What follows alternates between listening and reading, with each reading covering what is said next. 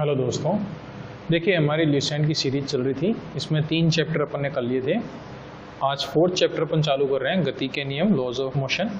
देखिए इसमें जो फर्स्ट सेक्शन है वो पूरा थियोरेटिकल है, तो उसे आप एक बार देख लीजिएगा। कोई दिक्कत हो पूछ लीजिएगा मुझसे आप, ठीक है, या आप कमेंट कर लीजिएगा, पढ़ेगा उसमें पढ़कर मैं आपको मैसेज कर दूंगा।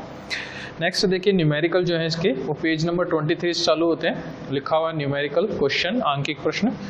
फर्स्ट क्वेश्चन आपको दे रखा है कि 3 समतलीय व संगामी बल हैं, उनके बीच कोण 90, 150 और 120 डिग्री है। देखिए संगामी और समतलीय बलों के लिए जो क्वेश्चन होता है आपका, वो मोस्ट ऑफ लामी थ्योरम से होता है। लामी थ्योरम क्या कहती है, लामी प्रमेय, कि 3 बल अगर एक ही बिंदु पर मिल रहे हो, ठीक है, जो भी उनकी डायरेक्शन हो उस हिसाब से, और उनके बीच का एंगल मान लीजिए अल्फा, बीटा और गामा है, ठीक है। ये F1 फोर्स हो गया, ये F2 फोर्स हो गया, ये F3 फोर्स हो गया। तो थ्योरम ये कहती है कि अगर संतुलन अवस्था में है, अगर इक्विलिब्रियम स्टेट में है ये, तो ये हर बल जो है वो उसके साइन के रेशियो में इक्वल होगा। इसे आप पढ़ते हैं F1 अपॉन साइन F1 के सामने वाला एंगल, ठीक है। वैसे आप अल्फा बीटा गामा इस तरह से लेते हैं कि इनके सामने हो, यानी F1 के सामने तो कौन सा एंगल मान लिया अपन ने, अल्फा मान लिया, F2 के सामने अपन ने बीटा मान लिया, और F3 के सामने अपन ने गामा मान लिया, ठीक है। तो F1 अपॉन साइन अल्फा बराबर होता है F2 अपॉन साइन बीटा, जो बराबर होता है F3 अपॉन साइन गामा, बराबर कांस्टेंट होता है। तो ये लामी थ्योरम होती है, ये लामी प्रमेय होती है। अब इस सवाल में आपको दे रखा है कि जो आपके 3 बल हैं उनके बीच में कोण जो है वो 90, 150 और 120 डिग्री है, और उनके मैग्नीट्यूड 8 और 4 हैं। तो देखिए अपन लिख सकते हैं F1 यानी 8 ले लिया मैंने, अपॉन साइन 90 बराबर होगा F2 यानी 4 दे रखा है, साइन 150 दे रखा है, और F3 जो है वो अपन को निकालना है अपॉन साइन 120। तो किसी भी दो को आप इक्वल कर लीजिए और वहां से आप वैल्यू निकाल सकते हैं। तो मैंने फर्स्ट और थर्ड को इक्वल कर लिया, तो 8 साइन 90 की वैल्यू 1 होती है, इक्वल F3 अपन को निकालना है, और साइन 120 जो होता है वो √3/2 होता है। तो यहाँ से F3 जो है आपके पास आएगा 4√3। तो ये आपका डी ऑप्शन हो जाएगा। नेक्स्ट क्वेश्चन देखिए, दे रखा है कि 40 ग्राम की गोली है और 1200 मीटर प्रति सेकंड के वेग से चलती है। अगर कोई व्यक्ति अधिकतम 144 न्यूटन का बल गन पर लगाता है, मशीन गन, तो गन प्रति सेकंड में कितनी गोलियां छोड़ती है, ये आपका क्वेश्चन है। देखिए एक बात है, न्यूटन का नियम पढ़ा है अपन ने सेकंड, कहता है F = dp/dt। तो इतना बल उसको लगाना पड़ेगा गन के ऊपर जब वो एक गोली छोड़ती है, यानी एक गोली जो है वो इतना फोर्स अप्लाई करेगी। तो n गोलियां कितनी कर देगी, इतना। आगे से भाई एक गोली का बल ये है, तो n गोलियां कितना हो जाएगा, इतना। अब अपन को निकालना है कि कितनी गोलियां प्रति सेकंड, यानी n/t निकालना है अपन को। इस चीज को मैं इस तरह से लिख लेता हूं, n × p/t। तो n/t जो है वो इकाई समय में छोड़ी गई गोलियां हैं, यानी स्मॉल n। आगे चीज समझ आपको। अब अपन को दे रखा है सवाल में कि एक व्यक्ति जो है इसे पकड़ने के लिए बल तो कितना लगाता है, 144 न्यूटन लगाता है। n अपन को निकालना है प्रति सेकंड गोलियों की संख्या, और p जो है वो अपन निकालेंगे m × v से, m × v से।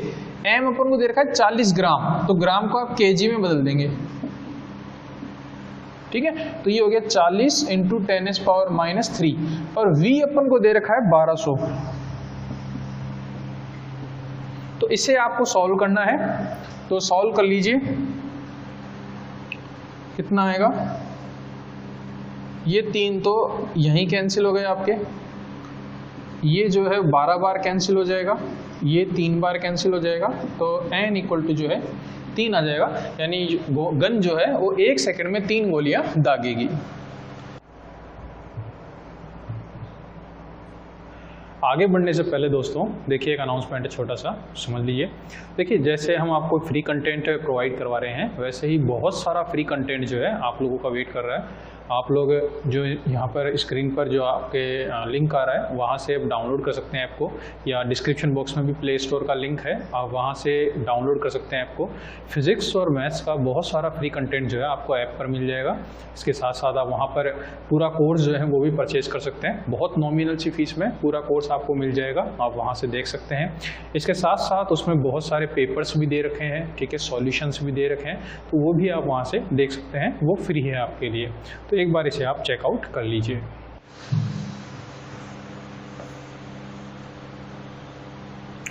क्वेश्चन नंबर 3 देखिए, बोल रहा है एक m द्रव्यमान का गोला है, विराम अवस्था में है, रखे रखे अचानक 3 भागों में टूट जाता है। 2 भाग m/4 द्रव्यमान के हैं और परस्पर लंब दिशा में 3 और 4 वेग 4 मीटर प्रति सेकंड से चलते हैं। तीसरे भाग का वेग क्या होगा? देखिए यहाँ पर एक चीज पढ़ी अपन ने, मोमेंटम कंजर्वेशन, संवेग संरक्षण। मान लीजिए जो पहला भाग है उसका मोमेंटम संवेग है p, ठीक है। तो ये जो मोमेंटम है टूटने के बाद जितने भाग हैं उन सबके जोड़ के बराबर होना चाहिए, क्योंकि टूटने से पहले का मोमेंटम और टूटने के बाद का मोमेंटम कैसा होता है? सेम होता है। तो पहला पार्ट रुका हुआ है स्टार्टिंग में, ठीक है, अगर रुका हुआ है तो इसका मोमेंटम कितना हो गया? 0। और ये बाकी के 2 पार्ट जो है उनका मास और वेग आपको दे रखा है, तीसरे पार्ट का पूछ रहा है। देखिए यहाँ से एक चीज आती है अपने समझ में, ये दोनों लंबवत दिशा में मोशन कर रहे हैं, गति कर रहे हैं, तो P3 बराबर कितना हो गया? -P1 + P2। यानी एक बात तो अपन को पता है कि इसकी जो डायरेक्शन होगी, इन दोनों का जो परिणामी संवेग होगा उसके विपरीत दिशा में ये जाएगा। अगर आप वेक्टर लगाते हैं तो इस तरह से अपन इसको डिनोट कर सकते हैं, ठीक है, कि इसकी जो डायरेक्शन होगी वो इनके परिणामी के विपरीत होगी डायरेक्शन। पहली चीज तो ये होगी। दूसरा, परिमाण में बराबर होगा, यानी इसका परिमाण और इनका परिमाण कैसा होगा? सेम। तो अपन बोल सकते हैं कि P3 का जो परिमाण है वो बराबर है P1 + P2 के परिमाण के, रिजल्टेंट के, ठीक है, जो इसका परिणामी होगा उसके ये बराबर होगा। अब मान एक फॉर्मूला अपन ने पढ़ा था सदिश में, वेक्टर में, कि 2 बल अपन को दे रखे हैं P और Q और उनके बीच का एंगल दे रखा है थीटा। तो अपन परिणामी कैसे निकाल देते हैं? R बराबर √P² + Q² + 2PQ cos of theta. तो यही फॉर्मूला यहाँ पे लगाना है अपन को। तो रिजल्टेंट P3 जो है इसकी वैल्यू कितनी हो जाएगी अपने पास? P1 का स्क्वायर प्लस P2 का square plus 2P1P2 cos of theta. दोनों आपको सवाल में दे रखा है कि दोनों एक दूसरे के लंबवत गति करते हैं, तो लंबवत गति करेंगे तो थीटा कितना हो जाएगा? 90, और cos 90 कितना हो जाएगा? 0। तो ये टर्म अपनी चली जाएगी। तो P3 का जो मोमेंटम है, जो संवेग है अपने पास, वो आएगा अपने पास √P1² + P2²। अब देखिए अपन को P1 जो है उसका द्रव्यमान दे रखा है m/4 इंटू P क्या होता है? मास इंटू वेलोसिटी होता है। तो मास तो ये हो गया अपने पास, और इसकी वेलोसिटी अपन को दे रखी है 3 का होल स्क्वायर, प्लस ये दे रखा है अपन को m/4 इंटू 4 का होल स्क्वायर। तो इसे आप कैलकुलेट करेंगे तो देखिए m/4 तो कॉमन आ जाएगा, अंडर रूट से बाहर आ जाएगा, तो अपने m/4 तो बाहर आ गया, और अंडर रूट के अंदर क्या बच गया? 3 का स्क्वायर प्लस 4 का स्क्वायर। इसको आप सॉल्व करेंगे तो 5 आ जाएगा, तो ये आ जाएगा हमारे पास 5m/4। ये P3 का मोमेंटम हो गया अपने पास। अब अगर अपन देखें तो देखिए पहला टुकड़ा जो है वो m/4 मास का है, दूसरा टुकड़ा जो है वो भी m/4 मास का है, तीसरा अपन को नहीं पता, मान लीजिए कितना है? x।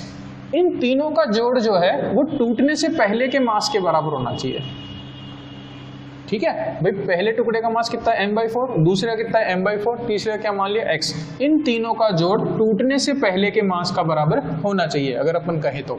देखिए यहाँ से इन दोनों को जोड़ेंगे m/2 हो जाएगा अपने पास, और इसको इसमें से घटाएंगे तो x की वैल्यू क्या आ गई? m/2 आ गई अपने पास। यानी जो तीसरा पार्ट है उसका मास कितना है? m/2 इंटू वेलोसिटी अपन को उसकी निकालनी है। तो ये कैंसिल आउट होके आपके पास कितना आ गया, v इक्वल टू 2.5 मीटर पर सेकेंड। तो ये इतनी वेलोसिटी होगी तीसरे पार्ट के। ऑप्शन सी जो है इसका आंसर होगा। नेक्स्ट देखिए क्वेश्चन नंबर 4। क्वेश्चन नंबर 4 में बोल रहा है आपको एक घिरनी दे रखी है,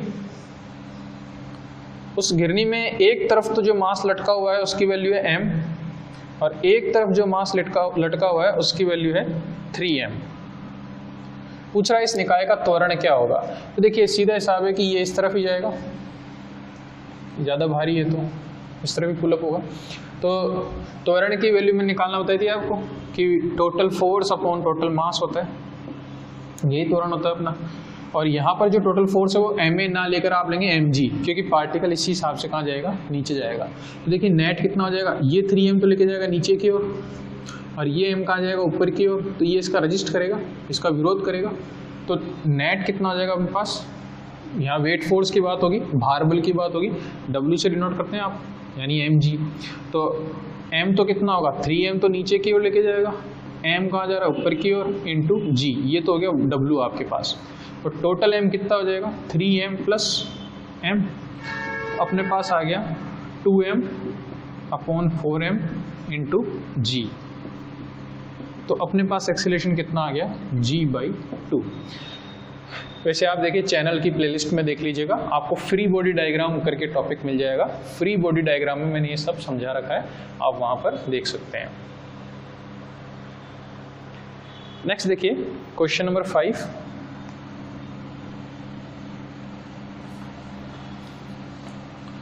क्वेश्चन नंबर 5 में बोल रहा है 30 न्यूटन का फोर्स दे रखा है और m दे रखा है 2 kg, और टाइम दे रखा है 2 सेकंड तक लगता है। तो पूछ रहा है त्वरण क्या होगा। देखिए a बराबर होता है F/m, टाइम सिर्फ कंफ्यूज करने के लिए दे रखा है आपको। तो ये हो गया 30/2, यानी 15 मीटर पर सेकंड स्क्वायर जो है इसका आंसर हो जाएगा। सॉरी, m जो है 5 kg दे रखा है अभी आपको, m 5 kg दे रखा है। तो अगर ये 5 होता है तो अपने पास इसका आंसर आ जाएगा 6 मीटर पर सेकेंड स्क्वायर, इसका आंसर हो जाएगा। नेक्स्ट देखिए क्वेश्चन नंबर 6 दे रखा है कि एक 10 ग्राम की गोली है, एक 40 ग्राम की गोली है, और इनके वेग दे रखे हैं आपको। ठीक है, ये ग्राउंड हो गया। एक बोल रहा है कि 10 ग्राम और 40 ग्राम की जो गोली है, ये तो 10 की हो गई, और ये कितने की मान लो, 40 की मान लो, कि गोली जो है वो 20 मीटर पर सेकंड से, ये तो जाती है 20 मीटर पर सेकंड से, और ये जाती है 5 मीटर पर सेकंड से गीली मिट्टी की दीवार से टकराती है। देखिए ऐसे टकराए चाहे ऐसे टकराए, जो भी है वो अभी कोई दिक्कत नहीं है अपन को। बोल रही दोनों बराबर गहराई तक प्रवेश करेंगी। अच्छा, ऑप्शन दे रखा है कि टकराने के बाद क्या होगा, दोनों बराबर गहराई से प्रवेश करेंगी, या P अधिक गहराई तक जाएगी, या Q अधिक गहराई तक जाएगी, या कुछ नहीं कहा जा सकता। देखिए जब भी इस तरह के क्वेश्चन आए तो सीधा साधा हिसाब ध्यान रखिए, जिसका संवेग ज़्यादा होगा, जिसका मोमेंटम ज़्यादा होगा, वो ज़्यादा गहराई तक जाएगा। तो मोमेंटम दोनों का निकाल लीजिए। इसका मोमेंटम कितना हो जाएगा, ये ग्राम है, इसको kg में कन्वर्ट कर लें आप, 10 × 10⁻³ × 20 हो जाएगा फर्स्ट गोली का, और सेकंड गोली का क्या हो जाएगा, 40 × 10⁻³ × 5। इसे आप जब सॉल्व करेंगे तो ये आ जाएगा 200 × 10⁻³, और ये भी यही आएगा 200 × 10⁻³। दोनों के संवेग समान है, मोमेंटम समान है, इसलिए दोनों समान गहराई तक जाएंगी। तो ये आपका 6th क्वेश्चन है। 7th क्वेश्चन देखिए, बोल रहा है 250 किलोग्राम द्रव्यमान की लिफ्ट है, 3 मीटर प्रति सेकंड के त्वरण से ऊपर जा रही है, डोरी का तनाव क्या होगा। ये क्वेश्चन है अपने पास। देखिए मैंने लिफ्ट का केस पढ़ाया था आपको, ठीक है, उसमें मैंने आपको बताया था कि अगर लिफ्ट ऊपर की ओर जाती है, ये लिफ्ट हो गई, ये इसका मास मान लीजिए जो भी है, इसमें तनाव लग रहा है ऊपर की ओर, लिफ्ट का mg हो गया। सवाल बोल रहा है कि लिफ्ट जो है वो समान त्वरण से ऊपर की ओर जा रही है, यानी a जो है वो आपको दे रखा है 3 मीटर पर सेकेंड स्क्वायर, इससे लिफ्ट ऊपर जा रही है। तो देखिए जिस तरफ लिफ्ट जाएगी वो वेट बड़ा होगा, यानी t बड़ा होगा यहाँ पे, -mg बराबर कितना होगा, ma। ठीक है। एफबीडी में देख लीजिएगा, लिफ्ट का केस मैंने पढ़ा रखा है प्लेलिस्ट में, तो वहाँ पर आप देख लीजिएगा। तो लिफ्ट में तनाव हो जाएगा mg+a, या यहाँ से आप पॉइंट्स में भी ले सकते हैं, 9.8 लें या जो भी है उस हिसाब से ले लें क्वेश्चन। जी आपको 9.8 लेना पड़ेगा, इसमें दे रखा है। तो m तो आपको दे रखा है कितना, 250 दे रखा है m, इंटू जी 9.8 प्लस 3 कितना हो गया, 12.8 हो गया। इसे आप सॉल्व कर लें तो आपके पास आ जाएगा 3200 न्यूटन। नेक्स्ट देखिए क्वेश्चन नंबर है 8। क्वेश्चन नंबर 8 देखिए,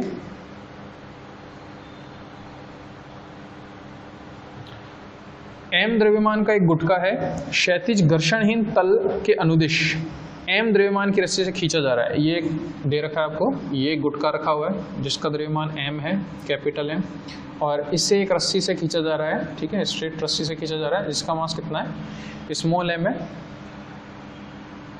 और इस रस्सी के सिरे पर F फोर्स लगाया जा रहा है। तो पूछ रहा है कि रस्सी द्वारा गुटके पर लगने वाला बल क्या होगा। देखिए बल का मान पूछ रहा है आपसे, F डैश मान लीजिए। तो F डैश बराबर क्या होगा, मास इंटू एक्सीलरेशन होगा। मास कितना है m, इंटू त्वरण क्या होगा, तो त्वरण आप यहाँ से निकालेंगे। त्वरण बराबर क्या होगा, फोर्स बटा टोटल मास। टोटल मास कितना है, m प्लस m। तो ये आपका आंसर होगा mf into mf upon m plus m। Option B जो है इसमें आंसर होगा। क्वेश्चन नंबर 9 दे रखा है, इसमें आपको ऑप्शंस दे रखे हैं। पूछ रहा है कि कौन सा समीकरण सभी परिस्थितियों में लागू नहीं होता है। देखिए सवाल बोल रहा है कि परिस्थितियों में लागू नहीं होता है, ये सवाल है आपका सभी में। तो देखिए पहले एक एक बात करते हैं। ये आदर्श गैस समीकरण होता है, यानी सभी आदर्श गैसेस की पालना करती है, यानी ये लागू होता है सभी गैसों के लिए। फिर आता है nu equals to N lambda, ये तरंग का समीकरण है, वेव का समीकरण है। तो तरंगे जो है वो इसको अनुपालित करती है, इसको ओबे करती है, यानी इसका भी पालन होता है। ये है न्यूटन का सार्वत्रिक नियम जो है m1 m2 अपॉन r², जो है जितने भी द्रव्यमान पिंड है, जितने भी मास ऑब्जेक्ट्स हैं, सभी इसका पालन करते हैं। अब आता है F इक्वल टू ma। देखिए F इक्वल टू ma जो है वो सब केसों में अनुपालित नहीं होता है, ठीक है। अब आप कहेंगे सर कौन से केसेस हैं। देखिए अगर अपन न्यूटन का नियम देखें तो न्यूटन का नियम F इक्वल टू ma नहीं है, बल्कि क्या है, dp/dt है, ठीक है। अब आप इसे इस तरह से लिख सकते हैं m इंटू वी। तो F इक्वल टू आता है अपने पास m dv/dt plus v dm/dt, इसका डिफरेंशिएशन जब आप करेंगे। अब इसमें केस लगता है कि अगर यहाँ पर मास कांस्टेंट हो तो dm/dt 0 होगा। जैसे ये चीज़ 0 होती है तो F इक्वल टू अपने पास रह जाता है m dv/dt, ठीक है, जिसे आप ma के इक्वल लिखते हैं, ठीक है, इसे ही आप ma के इक्वल लिखते हैं। ये केस तभी लागू होता है जब मास के साथ कांस्टेंट हो। जैसे रॉकेट का जो रॉकेट का जो केस होता है अपना, जिसमें रॉकेट प्रपल्जन होता है, रॉकेट आगे की ओर बढ़ता है, उसमें द्रव्यमान लगातार कम होता है, ठीक है। तो ऐसे केसेस में ये लागू नहीं होता है। तो ये सार्वत्रिक नियम नहीं है, ठीक है। जब भी मास कांस्टेंट होगा तभी ये लागू होगा। तो आपका आंसर क्या हो जाएगा, ए आपका आंसर होगा। 10th क्वेश्चन बोल रहा है कि 5 मीटर की ऊंचाई से 400 ग्राम की गेंद को गिराया जाता है और जमीन पर एक लड़का जो है बल्ले से 10 न्यूटन के औसत बल से गेंद को ऊपर की ओर मारता है, जिससे गेंद 20 मीटर की ऊर्ध्वाधर ऊंचाई तक पहुंच जाती है। गेंद का बल्ले के संपर्क में रहने का समय ज्ञात कीजिए। देखिए थोड़ा अच्छा क्वेश्चन है। तो ये तो बैट मान लीजिए, ठीक है, ये बॉल है। जो बॉल है आपकी वो पहले 5 मीटर की ऊंचाई से आती है, ये हाइट दे रखी है 5 मीटर ऊंचाई से आती है, बैट से टकराती है और टकराने के बाद 20 मीटर की ऊंचाई पर जाकर रुकती है, यानी 20 मीटर की ऊंचाई तक पहुंच जाती है। इस दौरान जो लड़का है वो 100 न्यूटन का औसत बल लगाता है।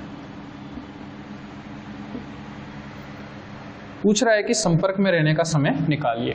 देखिए एक चीज यहाँ पे, अपन लोगों ने पढ़ा है कि जो संवेग में परिवर्तन होता है dp, इसे अपन आवेग के बराबर बोलते हैं, इम्पल्स के, और जो बराबर होता है वो होता है बल गुणा समय अंतराल। ठीक है, आपने संवेग आवेग में पढ़ी होगी इम्पल्स मोमेंटम थ्योरम, वो होती है कि चेंज इन मोमेंटम संवेग में परिवर्तन आवेग के बराबर होता है, और आवेग या इम्पल्स की डेफिनेशन होती है कि फोर्स इनटू टाइम ड्यूरेशन किसके बराबर होता है, आवेग के बराबर होता है। तो अपन को बेसिकली यहाँ से क्वेश्चन करना है सॉल्व। तो पहले अपन निकालेंगे चेंज इन मोमेंटम, संवेग में परिवर्तन कितना हुआ, उसको अपन किसके बराबर कर देंगे, एफ इंटू डी टी के। तो आपके पास क्या आ जाएगा, डी टी आ जाएगा। अब चेंज इन मोमेंटम निकालने के लिए पहले आपको यहाँ पर बॉल किस स्पीड से आई वो वेलोसिटी निकालनी पड़ेगी, प्लस किस वेलोसिटी से गई वो वेलोसिटी आपको निकालनी पड़ेगी। तो फर्स्ट केस देखिए, ये वाला केस, इसमें बॉल आ रही है, यहाँ पर u जीरो हो गया, नीचे की ओर आ रही है तो g के बराबर ले लेंगे आप, इसकी वेलोसिटी आप निकाल लेंगे। तो थर्ड इक्वेशन लगा दीजिए, v स्क्वायर बराबर u स्क्वायर जीरो हो गया, प्लस 2a ले लिया 10, और h कितना हो गया आपके पास, 5 हो गया। तो अपने पास आ गया v स्क्वायर बराबर 100, यानी v बराबर कितना आ गया, 10 मीटर पर सेकेंड। तो बॉल जब बल्ले पर लग रही है तो उसकी जो वेलोसिटी वो कितनी है, 10 मीटर पर सेकेंड है। ये है आने वाली वेलोसिटी। अब बात करते हैं अपन जाने वाली वेलोसिटी क्या है। तो जाने वाली वेलोसिटी अपन को u निकालनी है, यहाँ पर v कितना हो गया, 0। वापस अपन ने इक्वेशन लगाई, तो v square equal to u square, ऊपर की ओर जा रही है तो कितना हो जाएगा, -2gh। ठीक है, तो v स्क्वायर तो फाइनल पॉइंट पे कितना हो गया, 0। u अपन को पता नहीं है, -2 इंटू 10 इंटू कितना हो गया, 20, या u स्क्वायर बराबर कितना हो गया, 400 हो गया, या u बराबर कितना आ गया, 20 मीटर पर सेकेंड। यानी बल्ले से टकराने के बाद बॉल किस स्पीड से ऊपर जा रही है, 20 मीटर पर सेकेंड से ऊपर जा रही है। अब देखिए अपन को निकालना है कि संवेग में कितना परिवर्तन हुआ, मोमेंटम में कितना परिवर्तन हुआ। तो इस पूरी घटना के दौरान m तो कांस्टेंट है, मास कांस्टेंट है, तो उसमें तो कोई चेंज आने वाला ही नहीं है। तो dp जो है अपन उसको लिख सकते हैं m into change in velocity, वेग में परिवर्तन। ठीक है, अब वेग सदिश राशि होती है, वेक्टर क्वांटिटी होती है। तो आने वाला वेग अगर पॉजिटिव तो जाने वाला नेगेटिव, या जाने वाला अगर पॉजिटिव तो आने वाला नेगेटिव। तो ये ध्यान रखिएगा आप। तो m ही रखेंगे अपन। मान लीजिए मैंने जाने वाला पॉजिटिव ले लिया तो 20 पॉजिटिव हो गया, माइनस अब ये आने वाला नेगेटिव होगा, माइनस का 10। तो अपने पास आ गया m इंटू 30। अब बॉल का मास कितना दे रखा है आपको, द्रव्यमान कितना दे रखा है बॉल का, 400 ग्राम है। तो ग्राम को वापस केजी में बदल लेंगे आप। ठीक है, ये आपके पास आ गया चेंज इन मोमेंटम, संवेग में परिवर्तन। अब आप इसे किसके इक्वल कर देंगे, F इंटू टी के। तो 400, ये तो आपको dp आ गया, F जो है वो 100 न्यूटन है, और dt अपन को निकालना है कितने समय अंतराल तक साथ रहा। तो ये कैंसिल आउट रहा अपने पास, ये आ गया dt इक्वल टू 120 इंटू 10⁻⁻3 यानी 0.12 सेकेंड। यानी गेंद और बल्ले के बीच में जो संपर्क रहा वो लगभग कितना रहा, 0.12 सेकेंड रहा। तो इस क्वेश्चन को एक बार आप देख लीजिएगा वापस, ठीक है, रिपीट करके देख लीजिएगा और पॉज करके आप समझ लीजिएगा जैसा भी क्वेश्चन है। यहाँ पर आपके 10 क्वेश्चन खत्म होते हैं जो सेकंड सेक्शन है आपका।